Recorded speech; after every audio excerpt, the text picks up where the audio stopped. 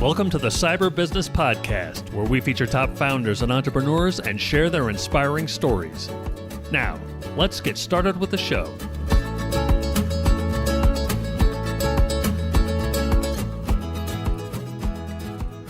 Matthew Connor here, host of the Cyber Business Podcast. Today, we're joined by David Mashburn, CISO at Embry-Riddle Aeronautical University. David, welcome to the show. Oh, thank you so much for having me, Matthew. Really appreciate it. Wow, thanks for joining us. Before we get too far in, a quick word from our sponsors. This episode is brought to you by cyberlinks.com. That's cyber, L-Y-N-X.com. Do you know if a hacker's in your system? Most people and most companies don't until it's too late and the hacker's already done damage. A hacker's job is to bypass your security, so companies need a way of knowing when someone's gotten past theirs. That's where Cyberlinks comes in. We partner with the best cybersecurity companies in the world to be able to provide our clients with the best solutions at the best prices. So whether it's managed SIM, SOC, EDR, MDR, XDR, you name it, we'll help you find the best solution at the best price. Find out more at cyberlinks.com. That's cyber, L-Y-N-X.com. And now back to our show. David, for those who aren't familiar, can you tell us about Embry-Riddle Aeronautical University and your role there as CISO? Sure. So Embry-Riddle is really renowned for being a flight school. So it had its origins back in the 20s, and actually we're coming up on our centennial anniversary in 2026. So it'd be the 100th year celebration university. And it started out as a flight school, and it had a couple different locations around the US. Will eventually be settled in Daytona Beach, Florida as our primary campus. But we also have a campus in Prescott, Arizona. But really we are, I would say, kind of with a little bit of bias from that point of being there, but we are probably the premier flight school in there. We also do anything related to aviation. So it could be air traffic control, it could be maintenance, space, of course, unmanned systems is huge these days. So that really, everything we do, every course of study has some tie back to aviation. Now, in terms of my role at the university, I oversee pretty much all aspects of security across the residential campuses, as well as related to our online programs. We have a very large online presence as well. So it's an interesting environment. It's big, but it's it's big but not overwhelming. It's big enough to be interesting, but not so big that it takes over your life. That's fantastic. So let's dive into that. I mean, I think when you're talking security at a university, and I think security in the modern age, obviously, I think AI is the fight fire with fire kind of approach to things. And I'll give you my new favorite AI in security is the dark. I love the way that Darktrace is going about things, where they, instead of bolting on an LLM onto a let's say email product, right? Email security, they use they use machine learning. They've been doing it for a long time, and it's exactly what you'd expect. Like, oh, AI and email, it does exactly that. It understands the user, reads stuff as it comes in. Cool. I think that's a great example of where AI is kind of right fitted, and where it goes, in the future. I think that's a glimpse into the future of AI and security. And I'm really excited about products like that, and where and companies and organizations that implement that, and where they're looking at what, AI in security, because we're now seeing AI being used in attacks, not just to write good emails, but to automate the attacks. And so attacks are getting super fast because they're AI powered. And so I think it becomes one of these, you've got to fight fire with fire kind of arms races. So I'm really curious, your kind of your what you see as kind of the future of AI, and when it comes to security, because for me, this is such a fun topic. There's so many places we can go with this. So I'm kind of curious, where do you see it, currently, and where do you see it going? And whether you want to do that for universities or in general, you decide. Sure. So I'll start in general. And I would say it's a great observation you made about kind of the approach that vendors have taken. But I'd also say that, vendors have, especially in the security context, because in most organizations, the amount of data that is created that's security relevant has always been historically very large. And so it's always been a ripe field for things like machine learning. And so they've had that experience over many years. So whether you mentioned vendors like Darktrace, or whether it's, the kind of the analytics revolution that came out of products like Splunk that put that together, or whether it's your large cloud providers, whether it's your Microsofts of the world who have tools that are already doing that type of analysis, to me, to some extent, it's like the AI is just a natural evolution of the machine learning type of products we've had in the security space for a long time. Now, in terms of your observation about the kind of fight fire with fire, there was an interesting article I was reading this morning talking about a paper that was, I think it was published by Anthropic, was talking about the use of uh, Claude code to do some automated attacks, and so there was some debate, some healthy debate back and forth about how the legitimacy of some of the things that were there. But it still does show that the adversaries, like they have in many cases, tend to be early adopters of technology. So they can look at it and immediately say, "Hey, we're going to start making use of this," just like we saw in the early days of automation on the Windows side. I always joke with my students like the attackers were all over PowerShell before our admins were, right? They were doing things with PowerShell to automate an attack before we really had internalized it as the operational tool was intended to be. And I think the same case applies in things like AI. Nice. So how do you see that kind of playing out, or what advice really on the, as kind of the good guys in this Mhm. battle, right? Is the takeaway in the lesson? I mean, be early adopters, right? Going back to the PowerShell is like that. Okay, maybe that's the thing. But then you have to balance that, right? Because unlike the bad guys, you have an organization to protect. You've got to be judicious in how you implement. You can't just go trying anything, live, right? So it's kind of like we have a harder fight to fight than the bad guys. They've got nothing to lose. They get to attack a million times and they got to get through once. We've Right. got to defend a million times perfectly or catch them as, quickly when they get in, right? Which is probably more accurate. So what's the right balance, do you think, kind of in this modern age? How do you balance it? I think the idea that we're going to stop it and put the genie back in the bottle, that ship has long since sailed. Oh, It's bye. not going Yeah. back. It's here, and I think we have to understand that it's not going to change. Now, in my environment, because we have essentially different, very significant different cohorts, right? We have our student cohorts who have their own systems they bring, so we have a large, essentially, set of systems that are accessing our things that we don't have control over. We have some things that we have very specific control over. We have others where we have to provide them freedom to do the research, to do the things that they need to do, and that may often involve the use of Gen AI or large language models. So yeah, it's definitely a little bit of a balancing act. I think the approach we've taken is to say we're here to try to help them do the things they want to do, but provide some guide rails. So that's really kind of looking as a guardrail process and saying, okay, what are we doing with the data we have? First of all, what data are we putting in here? How is the provider handling that data? Are they using it for other training or are they not? So make sure there's clear guidelines on, okay, if you're using something and you're using the enterprise license we have, yeah, you're probably going to be in pretty good shape. If you're using a free tool from somewhere that is not part of our enterprise offering, we don't necessarily say no. We say, okay, understand here your obligations to protect the university data and also the pitfalls you may run into.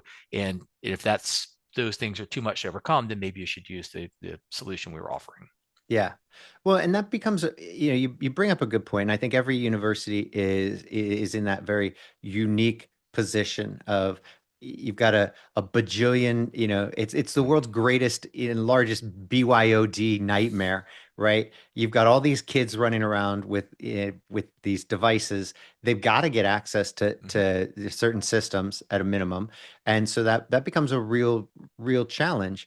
And I think it's really interesting because there are some real cool, AI tools that we're seeing where you can kind of monitor the network and see these things, and then maybe you're not managing the students' devices, right? So that's theirs. You can't really manage it. You can help, maybe give them some endpoint, some EDR or something, but even then, now you're talking the expense. It's kind of easier to monitor that network Mhm. for, oh, Jimmy's computer has clearly been compromised. I think that's a little easier.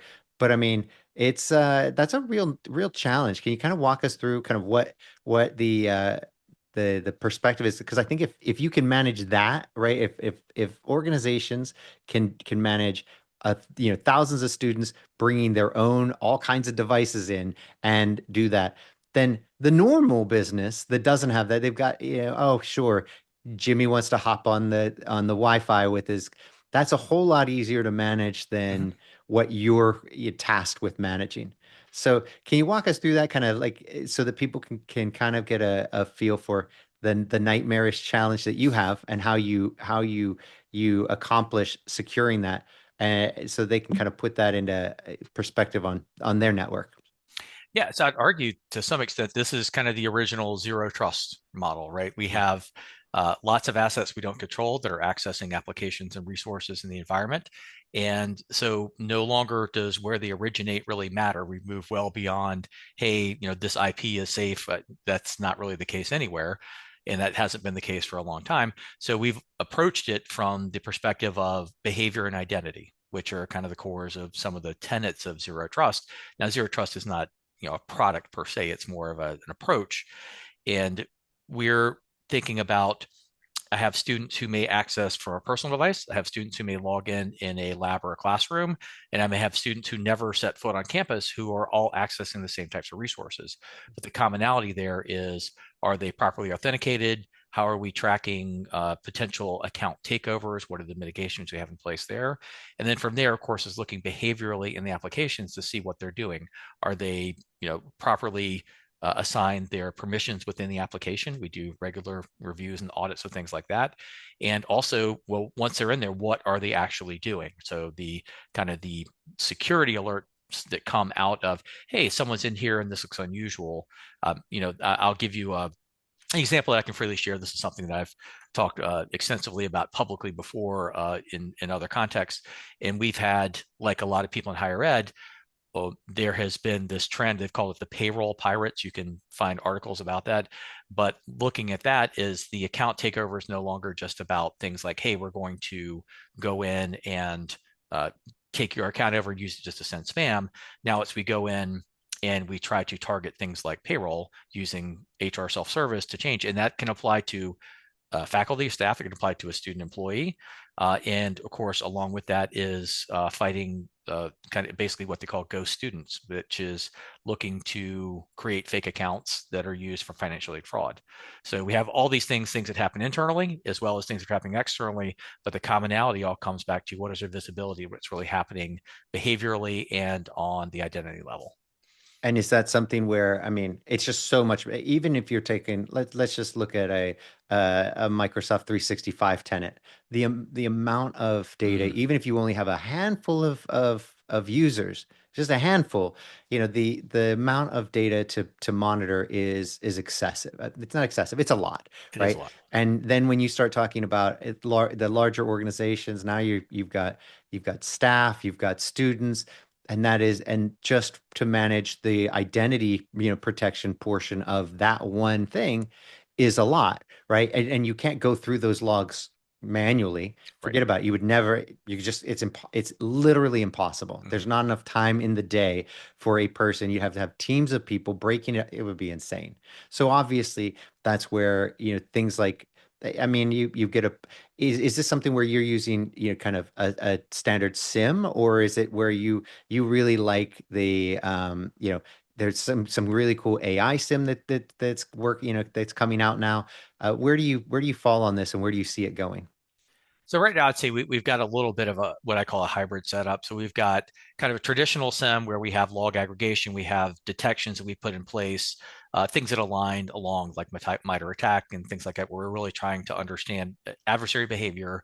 So typically looking for things that happen kind of post exploitation right after that. So once they've gained the access, looking for those behaviors. Now we also, in combination with that, have again, I can share this freely. We're a Microsoft customer, so we use M365 extensively, and we have access to the entire suite of security tools there. So we use tools like Defender for Identity and others that helps us, and that is essentially a machine learning, and I'm sure to be soon with AI, no doubt. So we are a little bit looking for our vendors to help bring those features into play for us. Again, we're a relatively small group of people who manage security within the university. And so, yeah, we're largely dependent. We're not going to build some sort of AI tool ourselves. It's just not in the cards.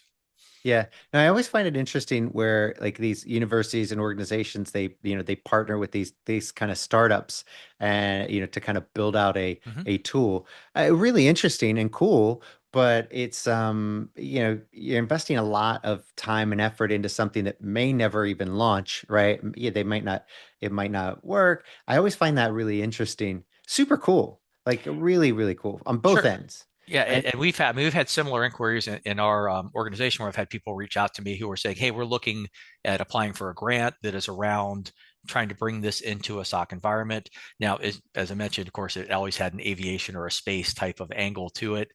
But yeah, I mean, we have plenty of researchers who are trying to do things like that, try to find a way to make it operational, which kind of makes sense, right? You have the university as a laboratory for figuring some of these things out. And yeah, some things may not pan out commercially, but you may learn enough that at some point there is some sort of commercial application that's wider beyond just the scope of the particular research project. yeah, no, always really interesting. So do you ever engage in stuff like that? Is it something, or it's like it's just hard, right? I mean, Mhm. the allocating the resources to it, and unless you've got a large enough team, it's like you know, love Yeah. to, but So for us, we're not necessarily directly involved in the research. We are trying to support it. So whether it's at times providing like redacted data sets and things like that to researchers, or giving advice when they're doing things like their project grant requests or submissions. So we've done plenty of support along those lines. But in terms of trying to do that ourselves, that's not really something we've tried to do in our team. yeah, no, I think it's a real challenge. Kudos to those that can pull it Mhm. off and do that stuff, but it's yeah, taking on that kind of project I think is tough. So okay, so let's look at we've talked about a bunch of AI in security, which I think is always fun.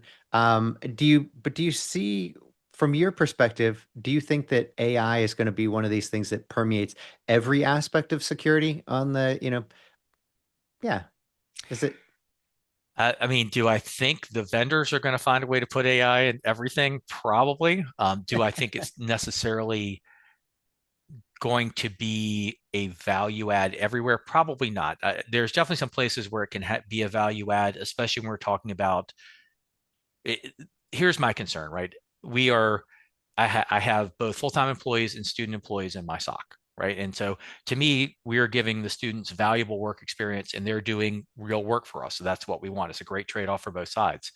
What I don't want is things like AI to end up replacing that because then the students are losing out and the future workforce is losing out on what I consider to be key experience. Like, okay, how do we properly start to think about how we approach a problem and where do we look for it? What types of data might we use to investigate things?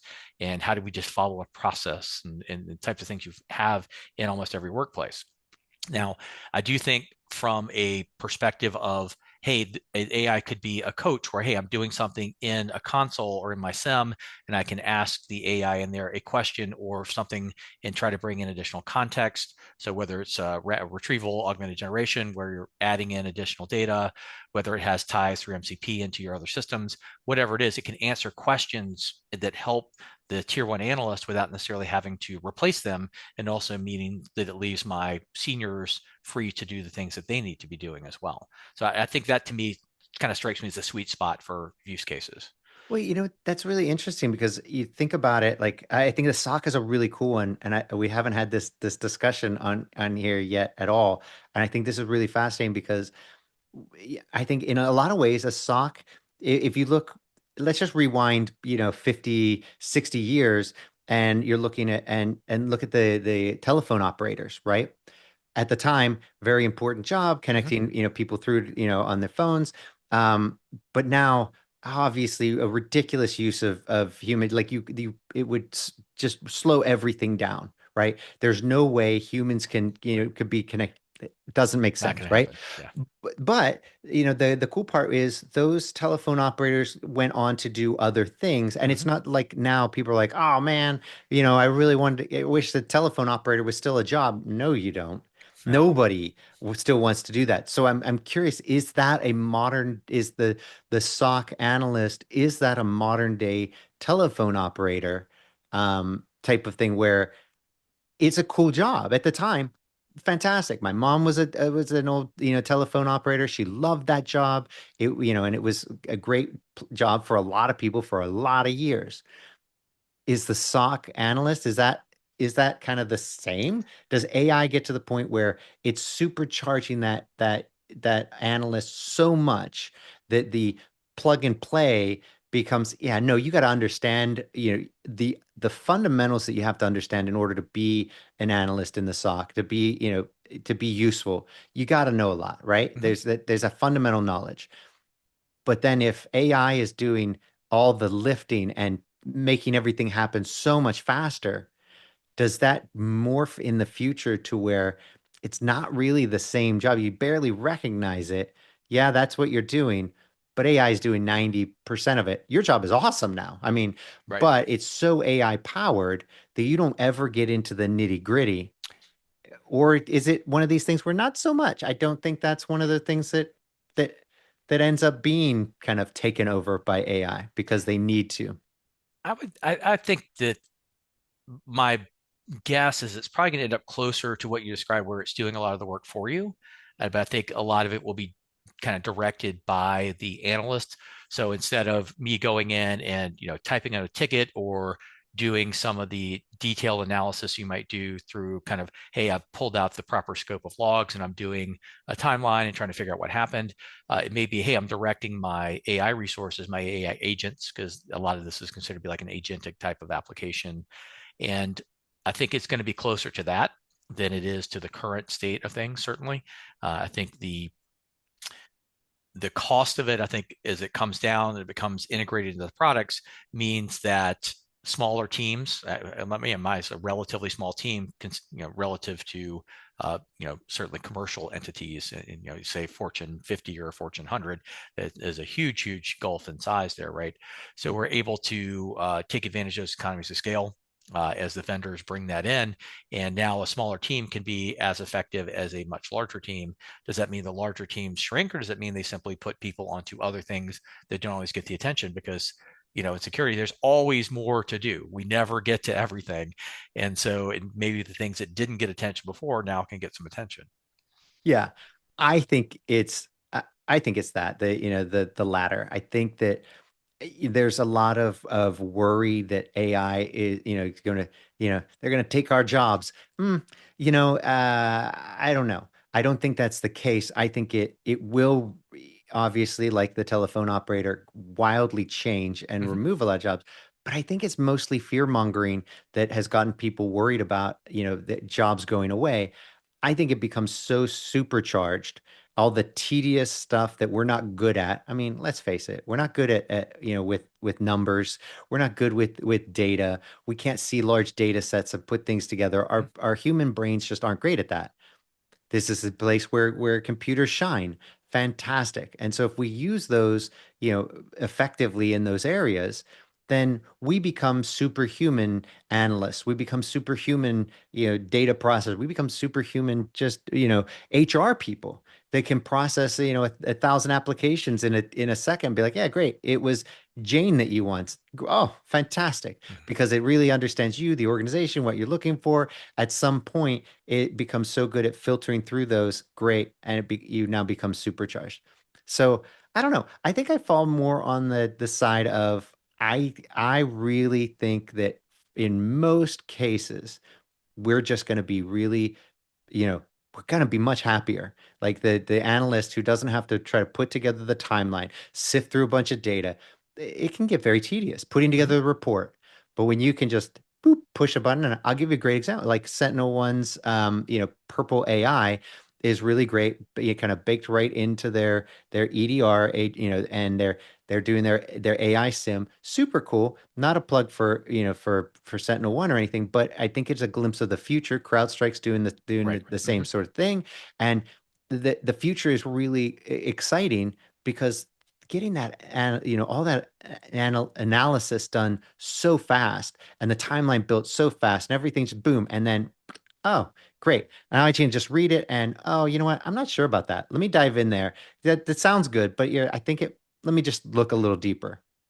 I think Right. that's where, And I think what you'll end up is a case where you have the investigation to the point where the human interaction has to take place, that decision to make of, am I going to do something here? Am I going to block? Am I going to remediate? Whatever the case may be. I think we're ultimately, that's a big thing that we have, is like we want to automate it up to a certain point, but then somewhere and I look at this as a leader, like I want accountability. Like someone made the decision to do this, and I want to be able to say, okay, there's ultimate accountability. Just like when something happens in security, there's ultimate accountability with me. Same thing in the actions of the team. If they choose to say, I'm going to do this block or I'm going to do this remediation, I'd like to know that they consciously made that choice versus that passive of, well, the system did it. Well, no, we let the system do it, right? So we chose to allow the system to do it. So I do think that we can speed up the point to where we have to make a decision about where we're going forward. So Yeah. Well, that's a really interesting point because it's kind of like where we're in this funny place, right? Where AI is not so great that it is foolproof and it doesn't understand the data. It's the world's greatest auto, mhm. complete. It's really advanced, but it's just that it doesn't understand what it's doing yet. And so much like with where we are with self-driving cars, yeah, Mm, Tesla is driving, but you are responsible. You run somebody over, it was on autopilot. It doesn't matter. right, You're still the one behind the right. wheel. And so we're in this funny transition period where the AI and the technology is not that great. It can't be responsible. It's not, it doesn't understand. And so the responsibility, lands is still on the Mm, human. So how do you balance that now, right? With especially as we're talking, cybersecurity, this is a tough one because you don't get the opportunity to screw up, right? When you yeah. screw up, bad stuff Hmm. happens, right? The bad guys get to screw up a million times, and we've got to be perfect every time. Um, got it. I mean, that's a high standard. That's probably not fair. We got enough on our psychological plates. We don't need Matt adding that to it. I get it. But I think everybody grapples with that. So Hmm. how do you balance the benefits of kind of automation with the responsibility with the responsibilities of security. Sure. I think what we can look at is kind of the same lessons from almost any kind of automation is that trying to automate everything because you trying to account for every single edge case is not going to be efficient. You're going to get that sweet spot out of saying if I can cover 80% of the cases, I'm probably have maximized the value of what I'm doing there. And so by keeping that in mind that we don't have to have everything fully automated or everything fully engaged with AI, just enough to handle the common fast cases that we know will give us the best outcome for those things. And honestly, the things run faster than you think. So you mentioned that the model of like self-driving cars.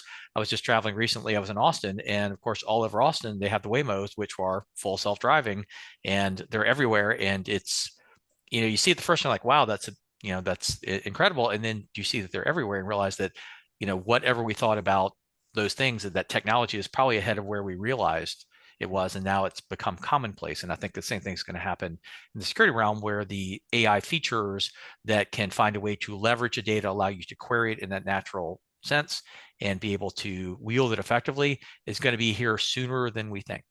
Yeah. And to some extent, you mentioned things like the CrowdStrike and the Sentinel ones. I mean, they already have products that do things like that.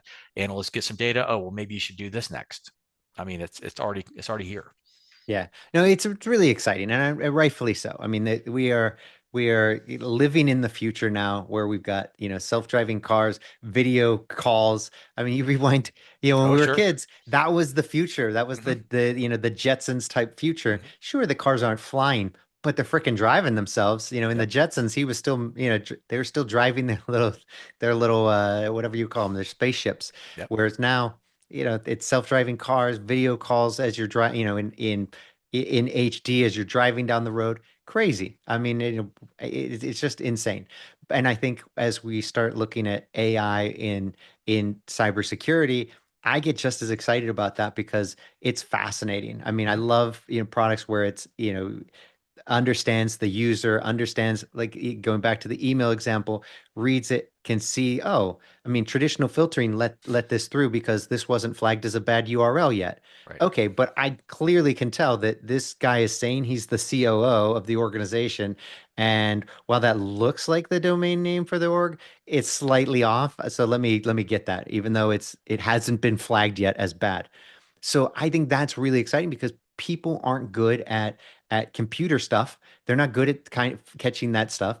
and it's hard to code, it's hard to make all the filters right. And we've seen that for decades. Spam filtering is just not it. But Mhm. I think this is a really cool example of where AI super shines and it saves the end user because we know that the weakest link is the person at the keyboard. It's so much easier to social engineer Mhm. Joey, than it is to find a way into Joey's computer, on the technical side, right? You know, that's tough, right? The end devices are easy to secure, but Joey's an easy target, right? Poor Joey, we're beating him up good. But I think, I think this is where AI really comes in and shines. And I kind of looking forward to where the day where it's helping people like senior citizens. This is a really interesting one. Right Oh now, yeah. they're getting hammered, Mhm. hammered because the scammers are so much better. And yet we don't currently have. I'm looking forward to the day where it's. I know this is a tough one on the privacy side, but I think as the AI chips move to the edge device, and now let's call it Siri can listen on your iPhone to the call and be like, Matt, that's clearly or Grandma, Grandpa, this is clearly a scammer. I'm gonna go ahead and hang up, but you should hang up on them now because this Right. is a scam. Be like, you sure? Oh, I'm 100% Yeah. sure that. Okay, cool, that stuff's cool. And like I look forward to it being in the browser, in the email and on the phone to where it can really help the end user just live their life and do their job without, and keep the bad guys. I know that was a lot. I get excited about this stuff. So I'm kind of Yeah. curious, is this, from your perspective, So how's this fall? this is philosophically kind of what I like. You hit on a great point there is what we're really trying to do is make sure people can do their jobs, right? That's kind of the key of what we do. The reason we do security here is to make sure the planes keep taking off, and people are training, that people can do their classes. And ultimately, the people who are in what we call university administration, who do kind of the same things that happen in every business. They pay bills, they do HR stuff, they do the payroll, they do all the things that keep the wheels turning. We want them to be able to do their jobs without disruption. And the one of the challenges you run into, of course, is I can go to someone in, say, accounts receivable whose entire job it is to take invoices from vendors and pay them. Oh, these invoices which happen to come via email, and say, well, don't open anything you're not expecting. How do they know what they're expecting that day, right? It's almost an absurd thing for me to say to them because what I'm saying is, well, don't do your job, right? And so what we're trying to find ways for them to do their jobs and also to live their lives. And, as your example with the senior citizens, which is a huge challenge, right? You see the scams that are out there, and with the Gen AI deepfakes, which they could take the podcast that we're having right now and call my dad and call your parents, and guess what? It would sound just like us, and it would be very convincing, Yeah. unless you have some sort of mechanism there to say, hey, by the way, ask me something that only I would know, Yep. right? Kind of things. So yeah, I think to me that would be the best case, right? Where we're kind of find a way to have it in there where it is kind of removing friction to people doing their jobs, but also adding those speed bumps when it says, hey, this is off. Therefore, we're going to have it done that deep analysis and allow it to intervene when appropriate. Yeah. No, I couldn't agree more. And I think that's a really exciting time. It's unfortunate that right now it's billions of dollars being lost by our Mm-hmm. senior citizens alone. And that's unfortunate. But it's interesting. We had a guest on and her grandmother got a call and it sounded just like her. Mm-hmm. And grandma was smart enough to be like, okay. But what was your pony's name when you were a kid? And she had a very unique name, not a normal horse name. And that's brilliant. And her grandma was in her 90s. Mm-hmm. And so super, I mean, that's just super That's sharp very, way very to that aware. is really good, right? And but you know what? Most grandparents aren't, and most end users aren't, and they're not. They don't. They shouldn't have to be.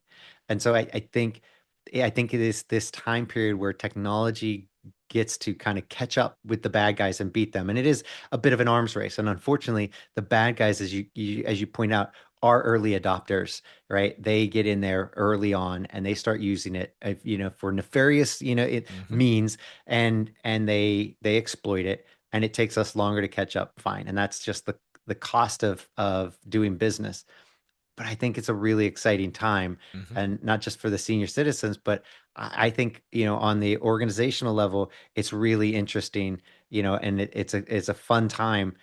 Yes, of course, we got to balance things, right? You can't just like throw in all the cool new AI tools and then suddenly all your information's out there. There is a governance, aspect to this, obviously, but the ones that are going to win, and I think we see, we're seeing some really cool products that have been around for a long time. They're going to keep coming, and they've been using AI the right way for a long time, and they're going to keep going. And so I think the challenge, and I'm going to get to a question here, I promise.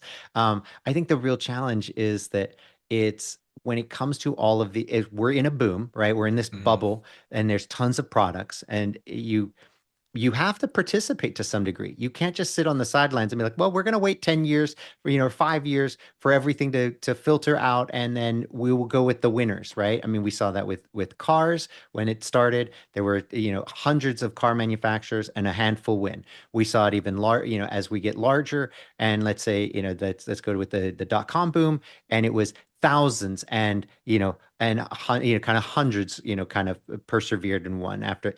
This is going to be even bigger. We're going to see tens of thousands, or yeah, maybe tens of thousands Yeah.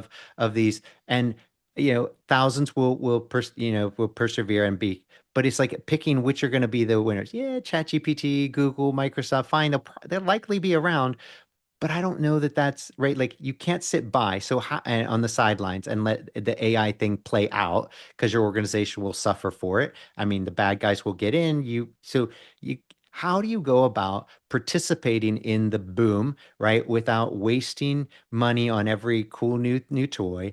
You've got to balance that with the security aspect. So this is a challenge that you face every day. So Hmm. when you get a call from a bajillion different vendors, like, you only have so much time. You've got a Right. job, and it can't be, examining and playing with 100 different cool new AI based toys.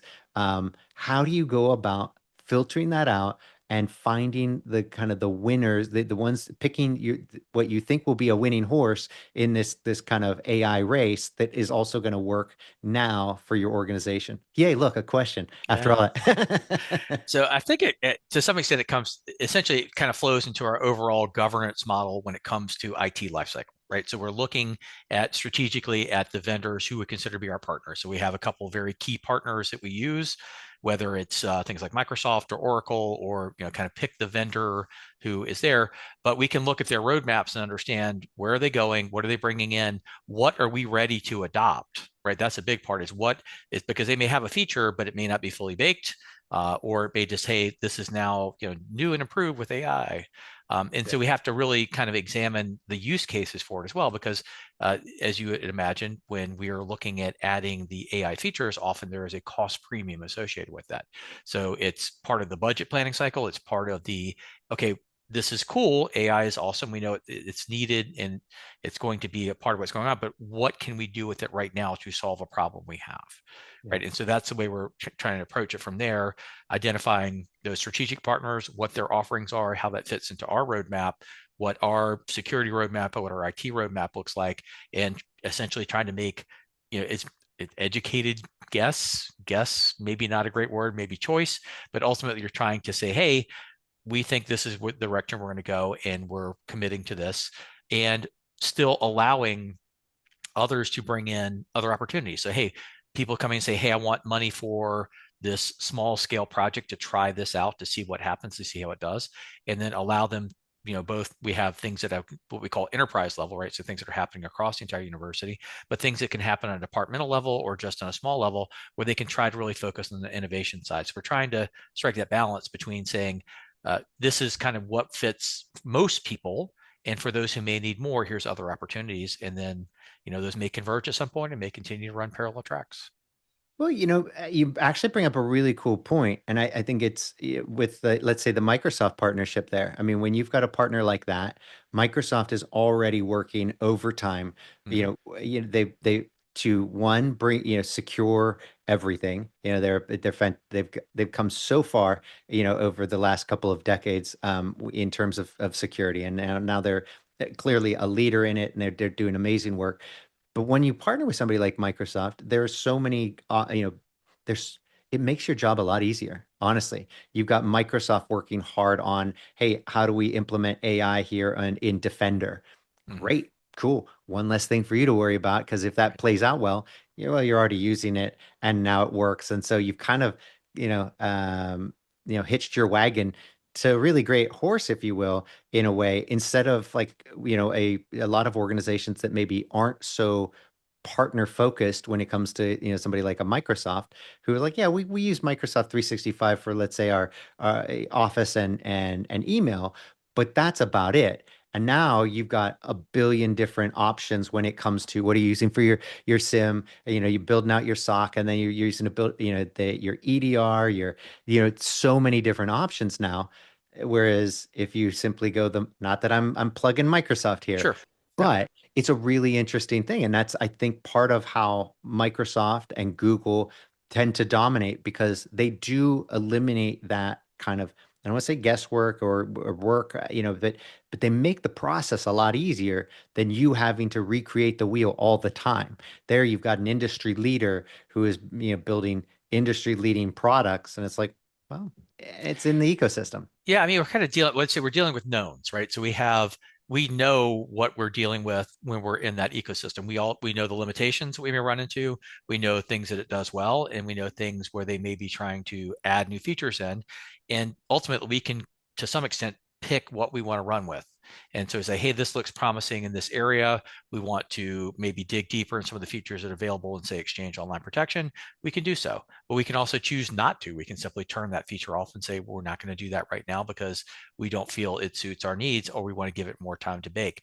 And that's, I think, a luxury you get when you're dealing with a larger vendor partner, because we can essentially turn the dials a little bit to kind of fit our risk appetite and make sure that it's meeting our needs, while knowing that if we wanted to, push out to a little towards that edge, a little more of the early adopter, we have that option as well.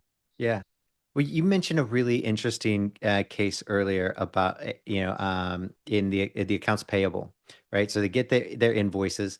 And this is an interesting one because on the one hand, with the right, kind of, let's just say AI in the email, does that catch it? Right? Would that be like, you know what? Yeah. This is not only have you never dealt with this company, but literally nobody in the organization has ever received an email from this. Right. So this is not a vendor. Mhm. Cool. That's a great use for AI in that. And then, but the interesting part is, does that eliminate the need further on in that accounts payable process to be like, well, how do we validate them, go through this process and everything? Does it make their job so much better if, obviously the earlier you catch something, right? Right. Well, I think ultimately, and this is where we have, by having strong financial processes, it's actually saved us. And I don't know that you would take those away, because that kind of lives in a different area that's typically related to audit and the financial requirements. So having those, essentially what we call them internally, a business process is Yeah. associated with that. So if a vendor says, hey, here's my new banking information, please wire our payment here, of course that's going to trigger someone to actually go validate that, yes, this is the case. And I was actually quite heartened because I actually recently bought a house, and the amount of warnings we got about, hey, the only place you can find the wiring instructions are here. It will never be emailed. You have to go into this portal to pull down the document that tells you where it's going, tells you that they're aware of the risk, right? And of how it can be impersonated. So I take that. I think that once again, kind of having that ability for the human intervention somewhere along the way, just to say, hey, does this make sense? Or am I going to pick up the phone and just ask someone, was this you? Going off information we already have versus what was sent. I think that's always going to be a valuable thing to have to help mitigate that at the end of the day, and also kind of add that accountability to it. Well, that was a hard learned lesson for the industry and for in particular, right? When you're talking about mortgages, that those the Mm, title, companies, it was so prevalent, and hmm. they learned the hard way, to put in those processes. It wasn't something where technology caught it, Nope. anything. It was a pricey lesson, and that's how it is. You either learn from the book, you learn the easy way, or Oh you learn yeah, the hard way. And absolutely. those were, and I think we've gotten better with the business email compromise, it's getting, but we haven't solved it yet. And Oh, I no. do think that is where AI comes in. I think that is the absolutely. I mean, they catch those things so beautifully because it understands how everybody in the organization writes emails, who it knows who they've been talking to, and suddenly this shows up and it's like, nope, this doesn't work. And with those business email compromise, it's so easy for a computer to identify it, and it's so hard for humans. So this is just such an exciting and fun time that we live in, and I think I'm just so thankful that where like we live now versus 50 years ago. Technology was exciting then, but Sure. boy, is it so much cooler now. I mean, we live It, like kings and gods. You push a button and food absolutely. shows up. You put, Right. like what? Well, I It's mean, the speed at which things move, the instant communication, things that were unthinkable really for, the things of sci-fi, right? Well, we can do the things that we consider to be sci-fi 50 years ago. yeah. And so, yeah. It's super cool. Well, you know what? Before we go, I really love kind of discussing origin stories, like we're superheroes or something. So, could you kind of walk us through what got you into IT in the first place, and how'd you get to, and specifically, the security aspect, and then how did you go from that to where you are today? Sure. So, actually, I had the benefit a little bit of that home. My dad was a 30-year employee at Big Blue at IBM. So we were always around computers, but that was not really where I thought I would end up career-wise. I was doing other things. I did go when I went for my undergraduate degree, I was studying electrical engineering. Did that for a while, decided it wasn't really my thing, and then completely pivoted over to something different, did exercise science because I was involved in coaching and athletics. And then when I graduated, immediately started working essentially like an IT job. So it's just kind of a weird thing. So I did that for a while, kind of coached and did the IT thing.